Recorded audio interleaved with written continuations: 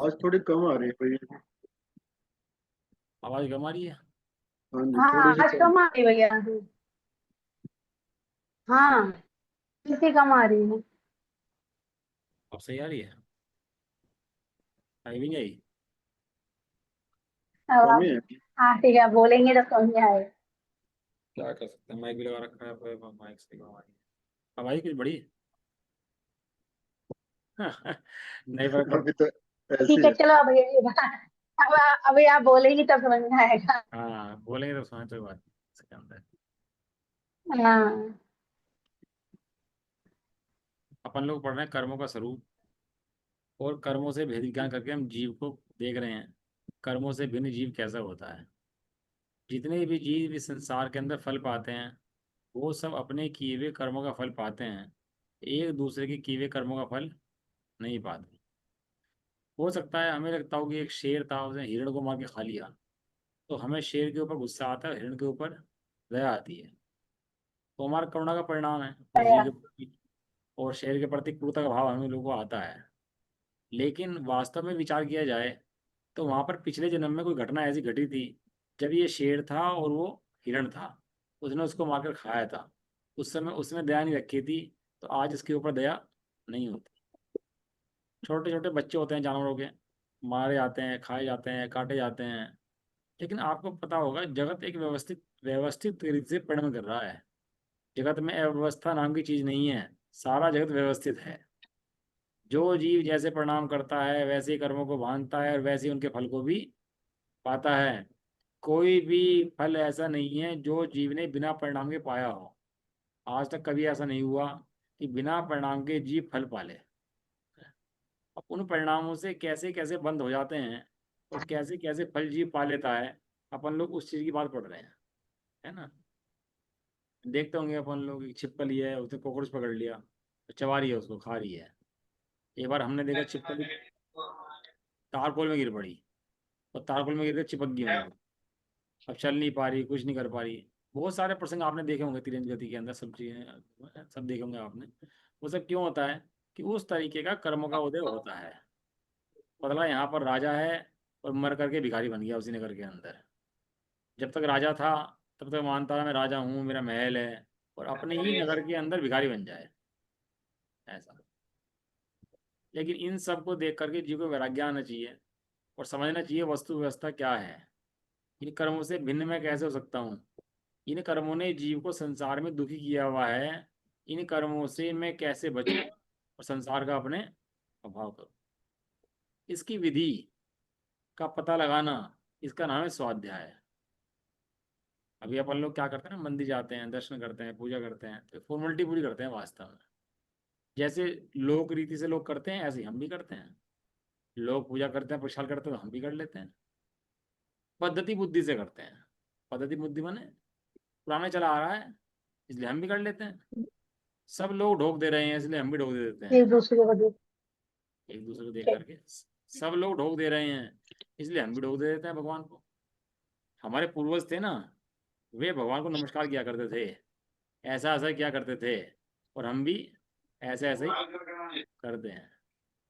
कदाचित पूजा पढ़ रहा हो और आधी पूजा रह जाए और पूरी पूजा ना पढ़ पाए, तो टेंशन, दिमाग टेंशन में रहेगा। कहाँ से आवाज आ रही है। म्यूट करो भाई। ये कहाँ से आ रही है, ध्यान रखा करो इसका, कहाँ से आवाज आ रही है।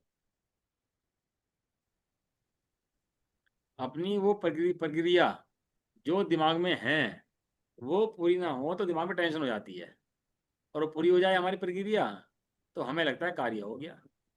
जबकि ऐसा नहीं है। जब तक अर्थ क्रिया कार्य नहीं होता तब तक कार्य नहीं होता। अपन लोग भी भोजन बनाते हैं, पानी पीते हैं, कमाते हैं, जब तक प्रयोजन की पूर्ति ना हो तब तक उस काम को पूरा नहीं मानते। अपन को पता है ना, अपन कब पूरा मानते हैं उस काम को, जब अपना प्रयोजन पूरा हो जाए तब उस काम को पूरा मानते हैं। और जब तक प्रयोजन पूरा ना हो तब तक उस काम को पूरा नहीं मानते। हम पूछते हैं मंदिर में जाने का प्रयोजन क्या था। मंदिर में जाने का प्रयोजन क्या था, क्या करने गया था मंदिर में। जितनी मूढ़ता इसके धर्म के संबंध में है, इतनी मूढ़ता बाहर में किसी भी काम के संबंध में नहीं है। सोना उठना बैठना कमाना खाना मिलना चिलना सब सब में एक प्रयोजन लेकर चलता है, और प्रयोजन की पूर्ति करता है। लेकिन धर्म क्षेत्र के अंदर प्रयोजन ही नहीं पता, और प्रयोजन मात्र देखा देखी पूरे करता है। अभी हम पूछते हैं, धर्म सभा में आ रहे हो, क्यों आ रहे हो धर्म सभा के अंदर, क्या प्रयोजन है, क्यों सुनना चाहते हो धर्म, क्या प्रयोजन है? ऐसे ही कर्म का उदय आया, आके बैठ गए, या हमारे माँ बाप ने कहा था सुनना चाहिए तो हम सुनने बैठ गए, या हम डर गए संसार से इसलिए सुनने बैठ गए, या हमें देवगति पहुंच जाएंगे, विदेश क्षेत्र जाएंगे, ऐसा लोभ है इसलिए सुनने बैठ गए, या कोई और पक्ष पड़ा हुआ है इसलिए सुनने बैठ गए। हम ये धर्म क्यों सुनते हैं? कि डर है, भय है, लालच है, कहीं अपने बड़ों का कहावा कुछ है अंदर में, किस लिए, इसलिए करते हैं हम सब बात।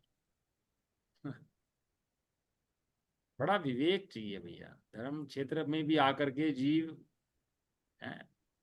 केवली आंगन न गए कोड़ो, केवली के आंगन में भी आया, धर्म की स्वाध्याय बातें मिली तो भी कोरा रह गया।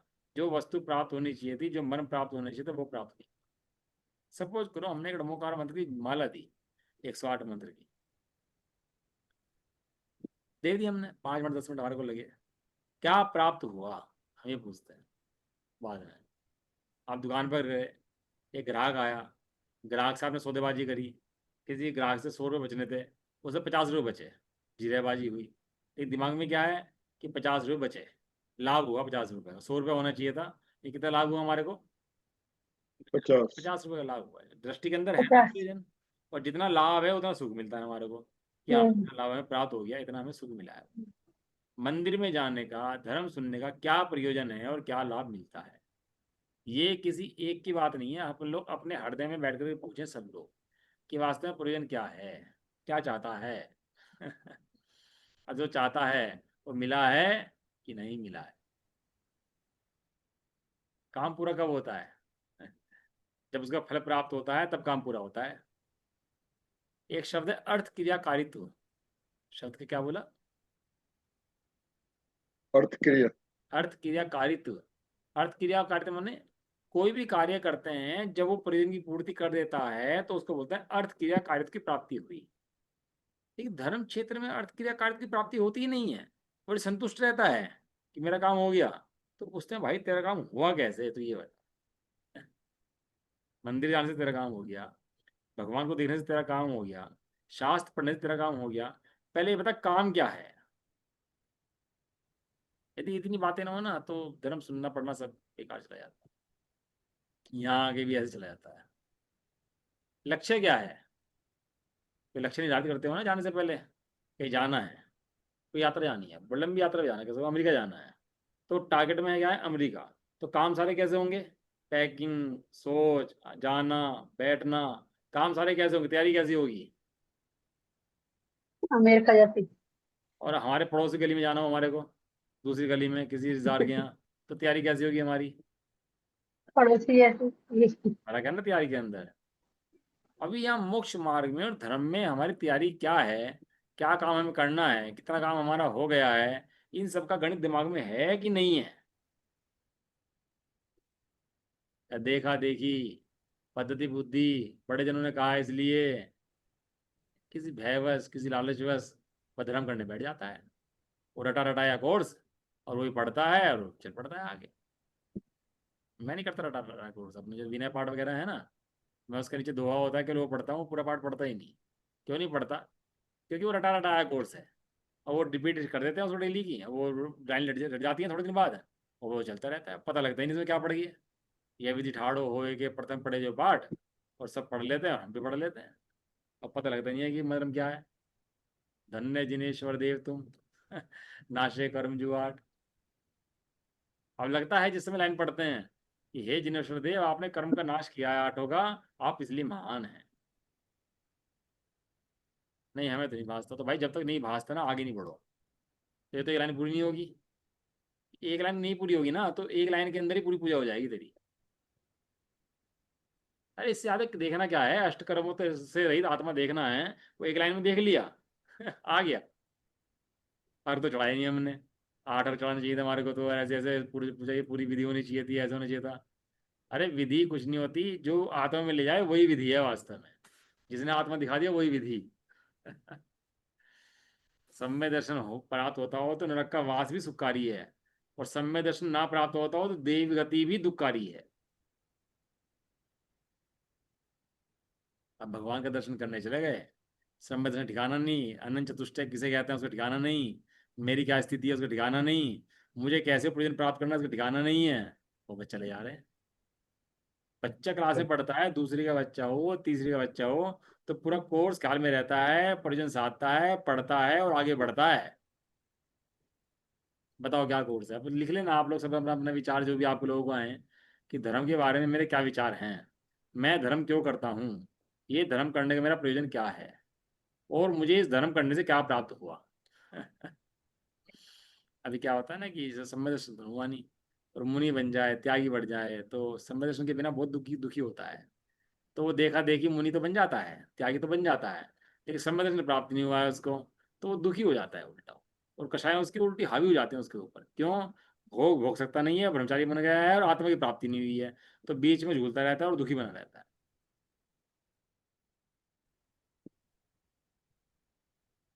क्यों दुखी हो जाता है? क्योंकि शुद्धात्मा की नहीं पता ना भैया। जिन्हें शुद्धात्मा की पता है वही ज्ञानी है, वही वर्ती हैं, वही त्यागी हैं, वही मुनि हैं। अब मुझे शुद्धात्मा का अनुभव है या नहीं है, ये अपने आप से पूछो।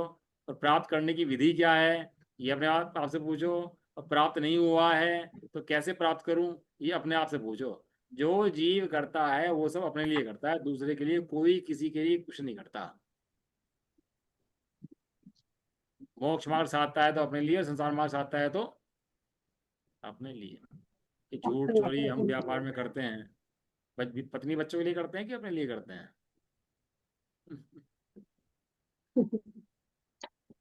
और वाल्मीकि चारों तक ने छोड़ परवाह दिया था। रहता है, नहीं होता नहीं है।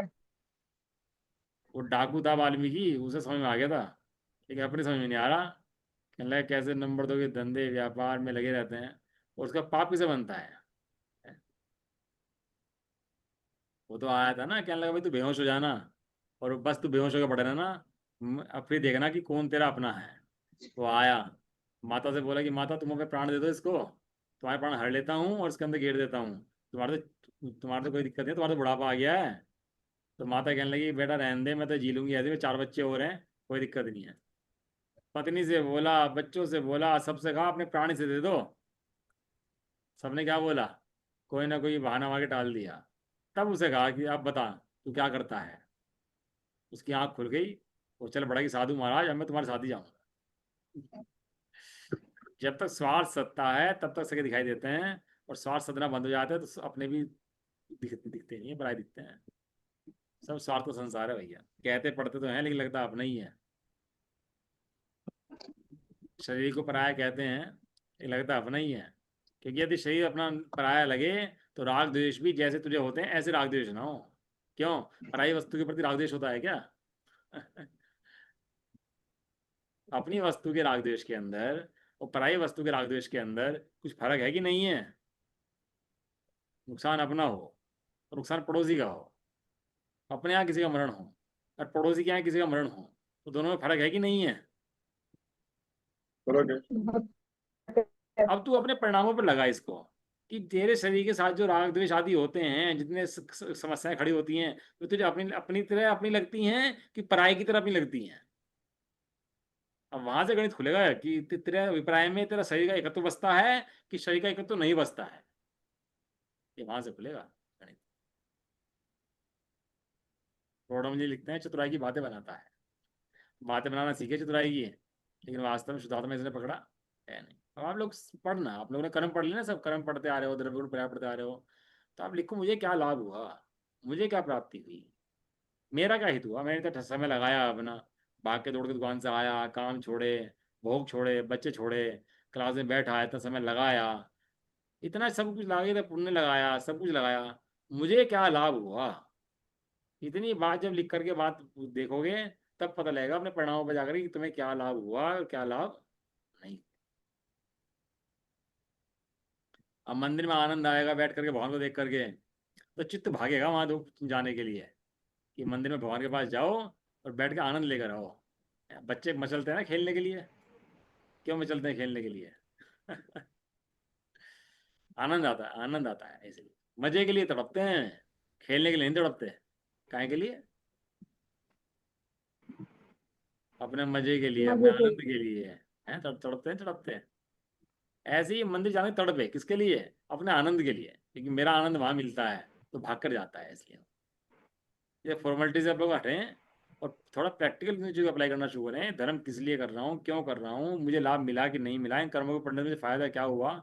इसलिए मैंने क्वेश्चन दिया था आपको, वो थ्योरेटिकल नहीं लगाया, उसको प्रैक्टिकल रूप में उसको लेकर के चले। ठीक है, अपन लोग पढ़ रहे हैं अभी निषेध किसे कहते हैं। अब ये जो प्रश्न नंबर 270 से लेके और 291 तक के हैं, ये थोड़े भारी प्रश्न है कड़न योग के। और जो प्रश्न उत्तर आपका आएगा इसके अंदर, वो 280 तक का आएगा। 281 से लेके 291 तक पढ़ूंगा केवल, लेकिन ना क्वेश्चन आएगा आपका, ना उनको समझाऊंगा। पहली क्लास चली थी तो समझाया था, ये विषय थोड़ा भारी है। और किसी को इंटरेस्ट अगर रुचि हो तो अलग से पढ़े और समझे उन चीज़ों को। लेकिन वो कर्णन योग का विषय है, बहुत भारी भी विषय है, और बहुत लोगों की समझ में आने वाले भी बहुत कम है। इसलिए और किसी को विशेष रुचि अगर हो तो पढ़ सकता है। आज हम पढ़ रहे हैं इसके 270 से लेकर 282 तक के प्रश्न। उसके बाद जब एग्जाम होगा आपको तो बता देना एग्जाम कब लेना है इसका। एक 280 तक का एग्जाम आपका हो तो जाएगा। भैया 280 तक के एग्जाम होंगे ना, क्या 223 से 243 से 280 तक का एग्जाम होगा ना? हाँ, 243 से 280 तक का एग्जाम होगा। और 281 से 291 तक पढ़ूंगा, एग्जाम में नहीं आएंगे, ना पहले वाले में ना अगले वाले में। ठीक है, मतलब क्या बोले आप, क्या बोले 251 तक मतलब क्वेश्चन नहीं आएंगे? 281 से 281 से लेकर के 291 तक आपके पढ़ूंगा मैं, केवल समझाऊंगा थोड़ा हल्का सा। हाँ, लेकिन क्वेश्चन पेपर में वे 10% 11% अच्छा नहीं अच्छा। आएंगे। ठीक है, पढ़ूंगा लेकिन उसको। अच्छा, क्योंकि क्या क्या है, नाम है, 280 से 290 तक? 281 से 291 तक। क्योंकि क्या है, इसे पढ़ इसलिए रहा ठीक हूँ ठीक कि ठीक। स्वाध्याय आद्यपांत करना चाहिए, क्योंकि बीच में कोई विषय छोड़ना नहीं चाहिए स्वाध्याय के बीच में। तो उसको पढ़ दूंगा मैं इसलिए, हाँ, तो नहीं इसलिए छोड़ना। आद्यपांत पूरा हो जाए अपना, इसलिए उसको लेकर के चलूंगा मैं। पिछली बार क्लास ली थी ठीक सिद्धांत प्रवेशिका की, पूरा ठीक ठीक। समझाया था अच्छे से उस चीज़ों को सब। थोड़ा भारी है विषय, वो स्क्वायर रूट वो सब बहुत है। चलो, निषेध किसे कहते हैं? एक समय में कर्म के जितने परमाणु उदय में आते हैं उन सबके समूह को निषेध कहते हैं। जितने परमाणु उदय में आएंगे उसको बोलते हैं निषेध। एक होता है समय प्रबद्ध, एक समय में जितने परमाणु बनते हैं उसको बोलते हैं समय प्रबद्ध। परिभाषा नंबर 280 आएगी। एक तो परमाणु उदय में आ रहे हैं और एक परमाणु बन रहे हैं। समझ में आया? यदि खाली उदय में आते नहीं, बंधे नहीं, तो क्या होगा कि जीव मोक्ष चला जाएगा। और अगर बंधते रहे, उदय में ना जाएं, तो सारे कर्म परमाणु यही इकट्ठे हो जाएंगे। आते रहते हैं जाते रहते हैं, उदय में आते रहते हैं और जाते रहते हैं। जो उदय में आते हैं उनको बोलते हैं निषेक, और जो बनते रहते हैं उसको बोलते हैं समय प्रबद्ध। दोनों चीज समझ में आ गई? हाँ जी। टंकी के अंदर पानी समय भर पर दिया, बंद। आपने टंकी में पानी भर दिया टैंक के अंदर, और पानी धीरे धीरे निकालते रहे। जितना पानी आपने भरा उसको बोलेंगे समय प्रबद्ध, और जितना पानी लिया उसको बोलेंगे। निषेध। विशेषण। अब तो आराम से क्लियर हो गया आप लोगों को सबको, है ना? एक समय में कर्म के जितने परमाणु उदय में आते हैं उन सबके समूह को निषेध कहते हैं। स्पर्धक किसे कहते हैं? अनेक प्रकार की अनुभाग शक्ति से युक्त कारमान वर्णों के समूह को स्पर्धक कहते हैं। ये अपनी सत्ता में बैठे रहते हैं, अनेक शक्तियों से युक्त स्पर्धक होते हैं कर्मों के, वे सत्ता में गट्ठे गट्ठे अपने बैठे रहते हैं, इसको होते हैं स्पर्धक। क्या आवाज कट रही है? आवाज कट रही है। स्पर्धक माना क्या होता है भैया? स्पर्धक माने जो कर्म परमाणु हैं, एक प्रकृति बंध है, प्रदेश बंध है, स्थिति बंध है, अनुभाग बंध है। अनुभाग बंध में बहुत सारे परमाणु का एक सा अनुभाग होता है। जैसे आयु कर्म में मनुष्य कर्म मिला, तो मनुष्य कर्म के अनुभाग के परमाणु मेरे पास बैठे हुए नहीं, बैठे हुए जब तो मनुष्य शरीर बना हुआ है ये, तो बहुत सारे परमाणु बैठे हुए हैं मनुष्य के शरीर के रूप परिणमित करने वाले। तो जो बैठे हुए हैं उनको बोलते हैं स्पर्धक। बहुत सारे कर्म परमाणु एक साथ। जैसे कई गधे जा रहे हैं बहुत सारे, कई घोड़े जा रहे हैं बहुत सारे, कई हाथी जा रहे हैं बहुत सारे, तो घोड़ों का समूह, गधों का समूह, हाथियों का समूह, जो इकट्ठा समूह है ना उसको बोलते हैं स्पर्धक। इकट्ठे हो गए बहुत सारे। वर्णा किसे कहते हैं? वर्गों के समूह को वर्णा कहते हैं। तो वर्ग किसे कहते हैं? समान अविभागी प्रतिच्छेद के धारक कर्म परमाणुओं को वर्ग कहते हैं। बहुत सारे समान बने, बहुत सारे फल वाले जो परमाणु हैं वे इकट्ठे हो जाते हैं, उनको बोलते हैं वर्ग। ये पढ़ाऊंगा, उल्टा पढ़ेंगे तो समझ आएगा इसको। अविभाज्य प्रतिच्छेद किसे कहते हैं? शक्ति के अविभाज्य अंश को अविभाज्य प्रतिच्छेद कहते हैं। एक शक्ति है, एक द्रव्य है, उसके अंदर गुण है, उसकी क्या है? पर्याय है। तो एक गुण का दो भाग नहीं हो सकते, एक द्रव्य के दो भाग नहीं हो सकते, तो उसमें शक्ति होती है, उसे बोलते हैं अविभाज्य प्रतिच्छेद। अच्छा अच्छा। यहाँ कर्मों की अपेक्षा बात है, तो कर्मों के अंदर भी अपने अपने जो परमाणु हैं उसके अपने अपने फलदान शक्ति होती है, उसको बोलते हैं अविभाज्य प्रतिच्छेद। ऐसे अविभाज्य प्रतिच्छेद को कहते हैं, ऐसे उसके शक्ति का विभाग का अंश को कहते हैं अविभाज्य प्रतिच्छेद। अविभाज्य प्रतिच्छेद वाले कर्मों को कहते हैं वर्ग, वर्गों के समूह को कहते हैं वर्णा, वर्गणाओं का वो समूह होता है उसको बोलते हैं स्पर्धक, और जो उदय में आते हैं उसको बोलते हैं निषेक। उल्टा पड़ा है इसको।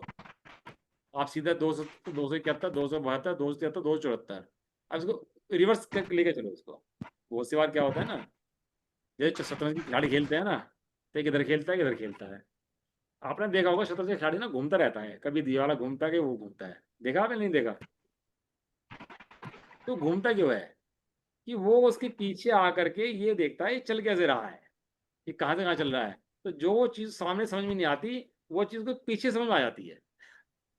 देखना आपको शतरंज बहुत, अब तो बहुत फेमस हो गया शतरंज, तो खिलाड़ी खेलते रहते हैं ना, तो जो चीज को सामने समझ में आती है पीछे समझ में आ जाती है उसको। ऐसे ही यहाँ पीछे से पढ़ेंगे। अविभाज्य प्रतिच्छेद माने शक्ति का अविभाज्य अंश, उसे बोलेंगे अविभाज्य प्रतिच्छेद। ऐसे समान अविभाज्य प्रतिच्छेद वाले परमाणु को बोलते हैं वर्ग, और उन वर्गों के समूह को बोलते हैं वर्णा, और अनेक शक्ति अनुभाग शक्ति से युक्त कार्बन वर्णाओं के समूह को स्पर्धक, और जितने उदय में आते हैं उनको बोलते हैं निषेक, और जितने बनते हैं उनको बोलते हैं समय प्रबद्ध। हाँ आवाज आ रही है, म्यूट बोलो भाई।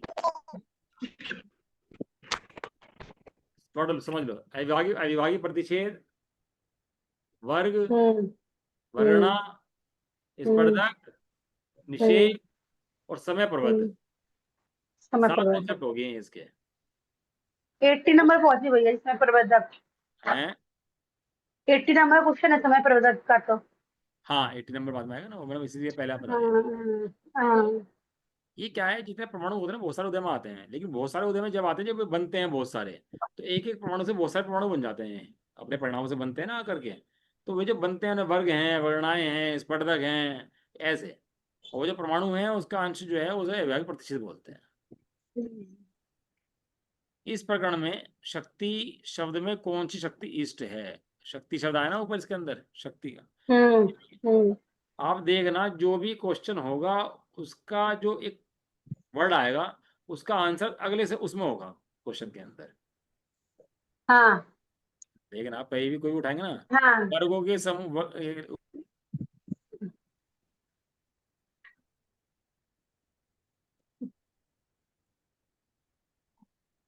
भैया वीडियो चला रहे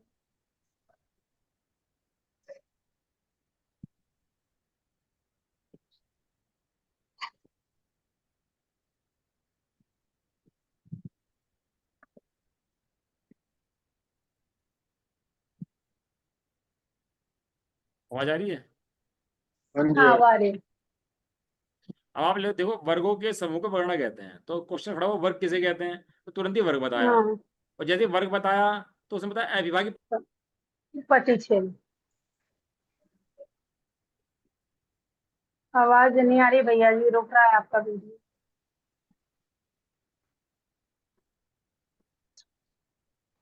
फिर वो बताया अविभाज्य छेद, उसमें आया शक्ति, और बता रहे शक्ति किसे कहते हैं। ठीक है।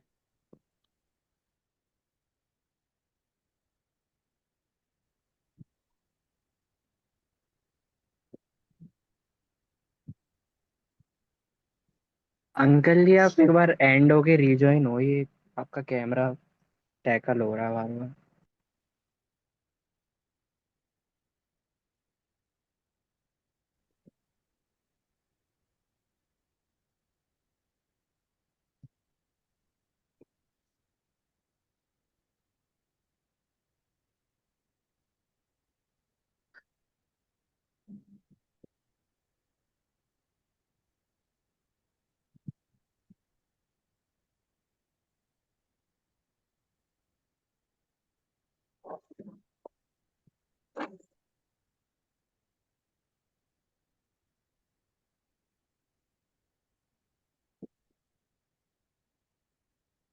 आ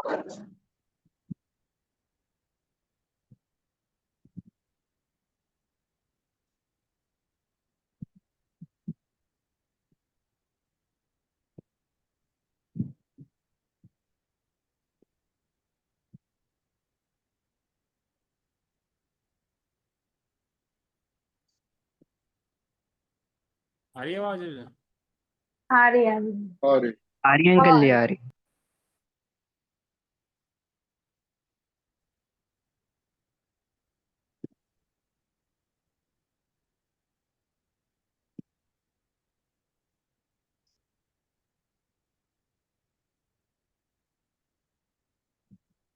आ रही है भाई? आ रही है, आ रही है। शक्ति शब्द का क्या अभिप्राय है कि शक्ति शब्द से कर्मों की अनुभाग शक्ति। शक्ति माने एक होती है जीव की शक्ति, एक होती है कर्मों की शक्ति। कर्मों की शक्ति क्या है कि शरीर की व्यवस्था बनाना, ज्ञानावरण आदि रूप रहना, ये क्या है? कर्मों की शक्ति है। कर्मों की भी शक्ति है। ऐसा नहीं कर्म कुछ काम नहीं करते, कर्म भी काम करते हैं। अपना कार्य तो करता है ना कर्म भी। तो क्या काम करता है? इस शरीर आदि को बनाता है, ज्ञानावरणी दर्शनावरणी की व्यवस्था करता है। और मोहनीय तो नशे की तरह काम करता है। जब वो शराब पी लेता है तो ऐसे काम करता है मोहनीय कर्म। तो शक्ति का मतलब कर्मों की शक्ति, कर्मों की वर्णाएं, कर्मों की वर्ग, कर्मों के अविभाज्य प्रतिषेध, कर्मों के स्पर्धक, कर्मों के निषेध, कर्मों का समय प्रबद्ध, सबका संबंध किससे है? कर्मों से। कर्मों से। कर्म से, क्योंकि अपन का चैप्टर कर्म है। अपन कर्म समझ रहे हैं, ठीक है ना। अगला प्रश्न, उदयाभावी क्षय किसे कहते हैं? बिना फल दिए आत्मा से कर्मों का संबंध छूटना उदयाभावी क्षय कहलाता है। आपने पढ़ा था 6 ऑप्शन के अंदर उदयाभावी क्षय। उदय के अभाव को ही क्षय कहते हैं। बहुत अच्छे से पढ़ाया था कि फिलहाल उदय में नहीं आ रहा, वो संबंध आत्मा का है नहीं फिलहाल उससे, तो संबंध छूट जाना, उसका नाम उदयाभावी क्षय है। उत्कर्षण कर्मों की स्थिति एवं अनुवाद का बढ़ना उत्कर्षण कहलाता है। पढ़ा चुका मैं परिभाषा आपको सभी चीजें ना। अपकर्षण कर्मों की स्थिति अनुवाद का घटना अपकर्षण है। संक्रमण किसी कर्म का सजातीय माने ज्ञानावरणी ज्ञानावरणी, दर्शनावरणी दर्शनी, सजातीय माने उसी कर्म रूप, सजाती है। एक भेद से दूसरे भेद रूप हो जाना संक्रमण कहलाता है। ये संभव है एक एक एक दूसरे रूप होना कर्मों का? पुण्य कर्म पाप कर्म बन जाएगा, पाप कर्म पुण्य कर्म बन जाएगा। अच्छा ऐसे। हाँ ऐसा है। नाम कर्म में आपस में हो जाएगा, एक इंद्रिय वाला दो इंद्रिय बांध दो इंद्रिय वाला बन जाएगा, उसमें आपस में संक्रमण हो जाता है इन कर्मों के अंदर से। ठीक है। जैसे भैया जी, जैसे उनका हुआ था श्रेणिक का, हाँ 7वें से 1 में आ गए थे ऐसा। तो वो सब वहाँ सब शरीर बदल जाता है, सब व्यवस्थाएं बदल जाती हैं, वो सब बदल जाता है, जो सब चीजें हैं ना उसका चीज आती हैं ऐसे। नीचे लिखा है निधत्ती किसे कहते हैं? जो कर्म उदयावली में आने यानी उदीर्णा और अन्य प्रकृति संक्रमण होने की योग्य नहीं होता, जिस कर्म की उदीर्णा नहीं होती और संक्रमण नहीं होता उसे निधत्ती कहते हैं। और निकाची। ये ये क्वेश्चन आया था भी 15 दिन पहले, रंजिली जी ने पूछा था। हाँ वही आ गया ना, हाँ, वे 4 दिन पहले। ढूंढ भी रहे थे, हमें मिल नहीं रहा था। अगला है निकाशित के अंदर, जो कर्म उदयावली में आने यानी उदीर्णा और अन्य प्रकृति रूप संक्रमण होने, संक्रमण, उत्कर्षण अपकर्षण करने की योग्यता नहीं होती उसे निकाचित कर्म कहते हैं। निकाचित के अंदर उत्कर्षण भी नहीं होगा, अपकर्षण भी नहीं होगा, संक्रमण भी नहीं होगा और उदीर्णा भी उसकी। उदीर्ण भी नहीं होगी। और निधत्ती माने जिसकी उदीर्णा नहीं होगी और जिसका संक्रमण नहीं हो रहा, लेकिन उत्कर्षण अपकर्षण उसके अंदर होगा। ये कर्म जो है ना, ये जो कर्म बनता है ये वज्र के समान है। जब वज्र लेपो भविष्यति, भविष्य का लोप करते हैं ना वज्र, वज्र लेपो, तो इससे क्या होता है? बहुत सा जीव ऐसे परिणाम करता है खोटे, देव शास्त्र गुरु की विनय, परंपरा दोष बांधना, भगवान के समक्ष बैठकर उनकी विराधना करना, इससे निधत्ती निकासित क्रम बनता है। आपने देखा होगा मंदिर में लोग मोबाइल में बातें करते रहते हैं, मोबाइल का फोन आया मोबाइल में बातें करने लगे, इन्हें पता ही नहीं सामने कौन बैठे, 3 लोग के नाथ बैठे, या क्या कैसे रहना चाहिए क्या करना चाहिए इन्हें पता ही नहीं इन लोगों को, तो क्या बोलते हैं इसको? निकासित कर। इससे निधत्ती ऐसा कठोर बंद होता है कि वो कर्म फल में देकर ही कटता है, बिना फल दिए जीव कैसे परिणाम करे कटता नहीं है।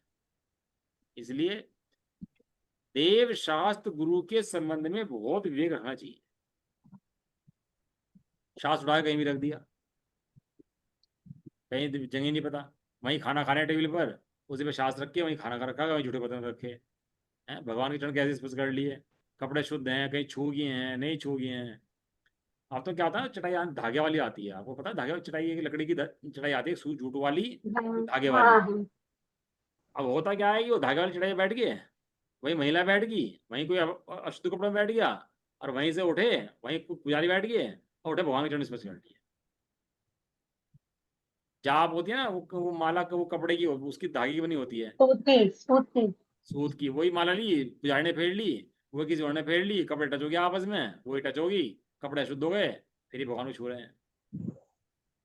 कोई पतला व्यक्ति आ रहा है, कुर्ता उड़ रहा है उसका, वो ध्यान ही नहीं, कुर्ता उड़ के उसके पुजारी को छू रहा है, और पुजारी चरण स्पर्श कर रहे हैं भगवान के। ऐसी एक समस्या नहीं है, ऐसी बहुत सारी समस्याएं हैं। आप जब बैठ कर देखोगे ना मंदिरों के अंदर, तो ऐसी बहुत सारी समस्याएं हैं। वो जिनवाणी होती है ना किताब लाल रंग की, उसके जो ऊपर कवर होता है वो कपड़े का होता है, देखा आपने, कपड़े का होता है। पुजारी पढ़ते हैं, उससे ही पहले पढ़ लेते हैं और बाद में भगवान चरण स्पर्श कर लेते हैं। शुद्धता का बहुत ध्यान रखना, खाने में भी, भगवान के संबंध में भी, जिनवाणी के संबंध में भी बहुत ध्यान रखना, क्योंकि ये इस सबसे बहुत कठोर काम बनता है। ठीक है, बाकी विचार आप बहुत करना इसके बारे में, कैसा बन सकता है वो आप लोग देखना, है ना। समय पर्वत किसे कहते हैं? एक समय में जितने कर्म परमाणु और नो कर्म परमाणु बनते हैं, उन सबको समय पर्वत कहते हैं। कर्म परमाणु माने जो अंतरंग परिणामों से कार्माण शरीर बनता है, उसको बोलते हैं कर्म परमाणु। और जो शरीर आदि बनते हैं, ये इनसे ये बोलते हैं नो कर्म परमाणु।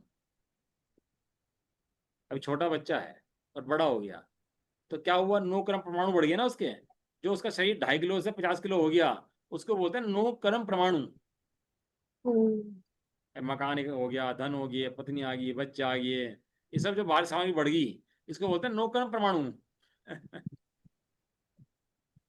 ढेला है, वैसे डला डला है, जैसे ढेला होता है ना, पत्थर पड़ा हो कहीं, ये ऐसे शरीर है, कोई खास बात थोड़ा ना है इसके अंदर। लेकिन जीव ने ऐसे समझ लिया कि मैं हूं, तो बस लगा रहता है पूरे दिन सेवा में इस शरीर की, ऐसा है। यहाँ तक का पेपर आपका आएगा 280 तक का। अब बता देना आपको 2 दिन में, 3 दिन में, 4 दिन में कब लेना है मेरे को, उस दिन पेपर लूंगा मैं आपको। अब ये रिवीजन करवाएंगे ना भैया? अच्छा, रिवीजन भी कराना है। ठीक है, हाँ, मुझे आगे क्वेश्चन, मुझे आगे के समझने हैं, पुण्य पाप वाला मेरा रह गया चैप्टर के। कोई नहीं, तो कल रिवीजन क्लास ले लेंगे इसकी, है ना। अभी मैं 10 और पुण्य पाप का समझा, पुण्य पाप समझा दो आप मुझे, वो 2-3 क्वेश्चन बाकी फिर आप कोई आगे नहीं, जब पढ़ाए बढ़ रिवीजन जाएंगे। रिवीजन में समझ लें, कोई दिक्कत नहीं है। हाँ अभी मैं आपको 10 क्वेश्चन पढ़ रहा हूँ फटाफट। आप लोग अपना ठीक दिमाग अलर्ट मोड में रखना, एंटीना खड़ा रखना अपना, और समझते ठीक रहना क्या आ रहा है। मैं समझाऊंगा नहीं, समझना खुद ही है, मैं केवल पढ़ूंगा आपको। क्वेश्चन पेपर में नहीं ठीक। आएगा इसका मतलब ये नहीं समझना नहीं है, समझना भी है। जितना समझ में आए उतना समझ लेना, ठीक है। ठीक। सुनो जी, अंदर गुण हानि किसे कहते हैं? गुणाकार हीन द्रव्य परमाणु जिसमें पाए जाते हैं, उसे गुण हानि कहते हैं। जैसे किसी जीव ने एक समय में 6363 परमाणुओं के समूह रूप समय प्रबंध का बंद किया, कितने परमाणु आए, और 48 समय की स्थिति पड़ी, 48 समय में इतने उदय में आएंगे।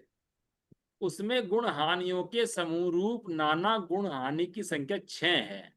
उसमें से प्रथम गुण हानि के परमाणु 3200, दूसरी के 1600, तीसरी के 800, चौथी के 400, पांचवी के 200, छठी के 100 हैं। यहाँ उत्तरोत्तर गुण हानियों में गुणाकार रूप हीन हीन परमाणु द्रव्य पाए जाते हैं, इसलिए उनको गुण हानि कहते हैं। ये प्रकरण ऐसे नहीं है कहीं से आ गया हो, ये षटखंडागम और गोमट सात जैसे ग्रंथ जो अपने हैं, उनके अंदर आचार्य भूत बलि पुष्पाचार्य नेमिचंद सिद्धांत चक्रवर्ती का लिखा हुआ ये है, सूत्र ही है जो है। ये कोई हल्की पढ़ाई है ऐसा भी नहीं है, तो पढ़ना चाहो तो आप पढ़ सकते हो अलग से, है ना। गुण हानि आयाम किसे कहते हैं? एक गुण हानि के समयों को गुण हानि आयाम कहते हैं। जैसे ऊपर के दृष्टांत में 48 समय की स्थिति के में गुण हानि की संख्या है, 48 में 6 का भाग देने से प्रत्येक गुण परिणाम 8 आया, यही गुण हानि आयाम है। नाना गुण हानि किसे कहते हैं? नाना हानियों के समूह को नाना गुण हानि कहते हैं। जैसे ऊपर के दृष्टांत में 8 8 समय की 6 गुण हानि हैं, इस 6 की संख्या को नाना गुण हानि का परिमाण जानना चाहिए। अब अन्योन्याभ्यस्त राशि किसे कहते हैं? नाना गुण हानि की संख्या के बराबर 2 की संख्या रखकर उसको परस्पर गुणाकार करने से जो गुणनफल प्राप्त होता है उसे अन्योन्याभ्यस्त राशि कहते हैं। जैसे ऊपर के दृष्टांत में नाना गुण हानि की संख्या 6 है, अतः 6 बार 2 की संख्या रखकर उनका परस्पर गुणा करने से अर्थात 2 गुणा 2 गुणा 2 गुणा 2 गुणा 2 गुणा 2 इज इक्वल टू 64 की संख्या प्राप्त होती है। इसे ही अन्योन्याभ्यस्त राशि का परिमाण जानना चाहिए। अन्योन्याभ्यस्त राशि यानी 2 की पावर गुणहानि नाना गुणहानि। तो जैसे 64 इजिकल टू 2 की पावर 6 पावर लगा देना इस तरह से। अंतिम गुण हानि के द्रव्य का परिणाम किस प्रकार निकलता है? समय प्रबंध में एक एक कम अन्योन्याभ्यस्त राशि का भाग देने पर अंतिम गुण हानि के द्रव्य का परिमाण निकलता है। जैसे 6300 में से कम 64 अर्थात 64 माइनस 1 63 का भाग देने पर 100 की संख्या निकलती है। यही अंतिम गुण हानि का द्रव्य है। मैथमेटिक्स है प्योर, मतलब कोई ऐसा नहीं कि जो मैथ आता होगा ना वो पूरा पकड़ रहा होगा इस मैथ को, किसी को मैथ का नॉलेज अगर हो तो। अन्य गुण हानियों के द्रव्य का परिमाण किस प्रकार निकलता है? अंतिम गुण हानि के द्रव्य को प्रथम गुण हानि पर्यंत दूना दूना करने से अन्य अन्य गुण हानियों के द्रव्य का परिमाण निकलता है। जैसे 200, 400, 800, 1600 और 3200। प्रत्येक गुण हानि में प्रथम आदि समयों के द्रव्य का परिमाण किस प्रकार निकलता है? निशे का हार को 6 से गुणा करने पर प्रत्येक गुण हानि के प्रथम समय का द्रव्य निकलता है और प्रथम समय के द्रव्य में से एक एक 6 घटाने से उत्तरोत्तर समयों के द्रव्य का परिमाण निकलता है। जैसे निशे का हार 16 को 6 32 से गुणा करने पर प्रथम गुण हानि के प्रथम समय का द्रव्य 512 होता है और 512 में से एक एक 6 तथा 32 घटाने से दूसरे समय के द्रव्य का परिमाण 480, तीसरे का 448, चौथे का 416, पांचवे का 3, छठवें का 352, सातवें का 320 और आठवें का 288 निकलता है। इसी प्रकार द्वितीय आदि गुण हानियों में भी प्रथम आदि समयों के द्रव्य का परिणाम निकाल लेना चाहिए। निशे का हार किसे कहते हैं? गुण हानि आयाम से दुगने परिमाण को निशे का, जैसे ऊपर के दृष्टांत में गुण हानि आयाम 8 से दुगने 16 को निशे का हार कहते हैं। 6 किसे कहते हैं? श्रेणी व्यवहार गणित में समान हानि या समान वृद्धि के परिमाण को 6 कहते हैं। इस प्रकरण में गुण हानि के 6 का परिमाण निकालने की क्या विधि है? निशे का हार में एक अधिक गुण हानि आयाम का परिमाण जोड़कर आधा कम करने से जो लब्ध आए उसको गुण हानि आयाम से गुणा करें। इस प्रकार गुणा करने से जो गुणनफल होता हो उसका भाग विवक्षित गुण हानि के द्रव्य में देने से विवक्षित गुण हानि के 6 का परिमाण निकलता है। जैसे निशे का हार 16 में से अधिक गुण हानि आयाम 9 जोड़ने से 25 हुए, 25 के आधे 12.5 को गुण हानि आयाम 8 से गुणा करने से 100 होते हैं। इस 100 का भाग विवक्षित प्रथम गुण हानि के द्रव्य 3200 में देने से प्रथम गुण हानि संबंधी 6 32 आया। इसी प्रकार द्वितीय गुण हानि के 6 का परिमाण 16, तृतीय का 8, चतुर्थ का 4, पंचम का 2 और अंतिम का 1 जानना चाहिए। अब मैं थक गया हूँ पढ़ता पढ़ता, अनुवाद की रचना क्रम कौन पढ़ेगा वो पढ़ लो, क्योंकि मुझे थकान हो रही है, मैं बोलने जा रहा हूँ। पढ़ो ले थोड़ा लीजिए फॉन्ट बड़ा करना जी, थोड़ा फॉन्ट बड़ा कर देना। 1 मिनट का।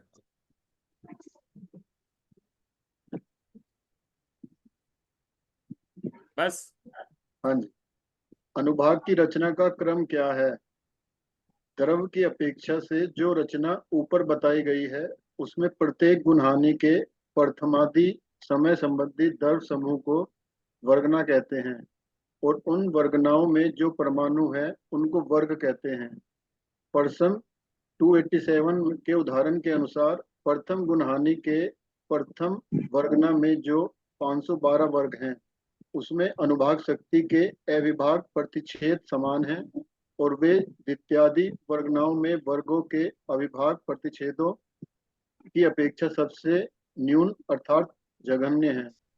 द्वितीयादि वर्गनाओं के वर्गों में एक एक अविभाग प्रतिच्छेद की अधिकता के क्रम में जिस वर्गना पर्यंत एक एक अविभाग प्रतिच्छेद बढ़ते हैं वहां तक की वर्गनाओं के समूह का नाम एक स्पर्धक है और जिस वर्गना के वर्गों में युगपत अनेक अविभाग प्रतिच्छेदों की वृद्धि होकर प्रथम वर्गना के वर्गों के अविभाग प्रतिच्छेदों की संख्या से दुगनी संख्या हो जाती है वहां से दूसरे स्पर्धक का प्रारंभ समझना चाहिए।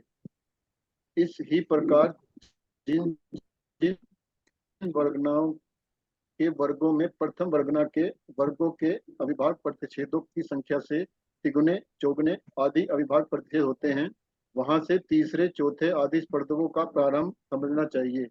इस प्रकार एक गुणहानि में अनेक स्पर्धक होते हैं। वाजी याद है पिछला पढ़ाया था ये सारा चैप्टर? हाँ पढ़ा था। सारा याद है कि नहीं है? सब जो कुछ ये निकल के सारे क्वेश्चन जी कर्मों से रिलेटेड ही हैं क्या? इस जितना भी चैप्टर है सब कर्मों का ही है चैप्टर है, जितने पढ़ रहे हैं अपन लोग कर्मों के अलावा कुछ भी नहीं है, सारा चैप्टर है। और अगर आप लोग समझते हो ना, कोई बहुत होशियार समझता हो अपने आप को, मैं बहुत दिमागदार हूँ, तो लगाना इसके अंदर, निकालना इसमें लिखा क्या है, ये तो पढ़ दिया अपन लोगों ने समझ में तो चय निषेध और क्या है समझ नहीं आया। तो मैं तो खुद हिल जाता हूँ जब पढ़ता हूँ ना षटकंडागम अपना और ये गोमट सार, दिमाग ना तुल्य में आ जाता है दिमाग कितना है।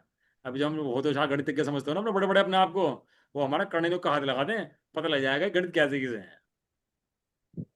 बहुत भारी, मतलब इतने विषय हैं पढ़ नहीं पाते, समझ नहीं पाते, अपन लोग नहीं समझ पाते। इतना डीप एनालिसिस है एक एक कर्म का, एक एक परमाणु का, एक एक उनके बंधने का, उनके उदय में आने का, कैसे बंधेंगे कैसे उदय में आएंगे, ये सब वही विधि है। कितने कितने ऐसा उदय में आएंगे। एक कहते जब कर्म बनते हैं स्टार्ट, सबसे पहले तो उसका दुख या खुशी बहुत ज्यादा होती है और वक्त से धीरे धीरे वो हाँ गुण यही आने पढ़ा। में गुण आने के धीरे धीरे कम होती चली जाती है फिर वो अब आप लोग उसका क्लास कर्म का लगाना चाहो प्रभाव। कहीं। हाँ सही है यार, सही कह रहा हूँ, पिछला ये पढ़ाया था। आप लोग क्लास लगाना चाहो, लग से कोई समझाना चाहो तो समझा सकता है, मुझे कुछ उसमें वो नहीं है आप लोग, लेकिन आप लोग करो उसको चैप्टर, क्योंकि समझाना बहुत भारी है चीज। इजी करके थोड़ा मेरे से हो सके तो मैं समझाने की कोशिश करूंगा उसको, देखते हैं कि क्लास में, है ना। चलो ठीक है जी, आपको कल रिवीजन क्लास कर लेंगे इसकी। निज निधि निज में बताई, ये अनंत उपकार से तो वंदना सत्य नवाणोकार।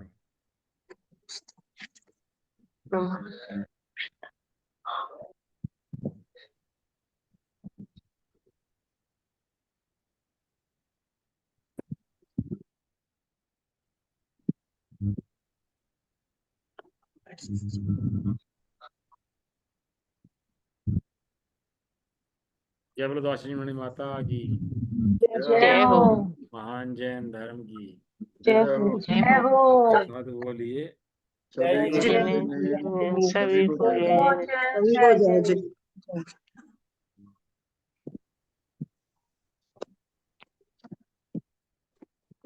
क्लास एंड कर दो भी।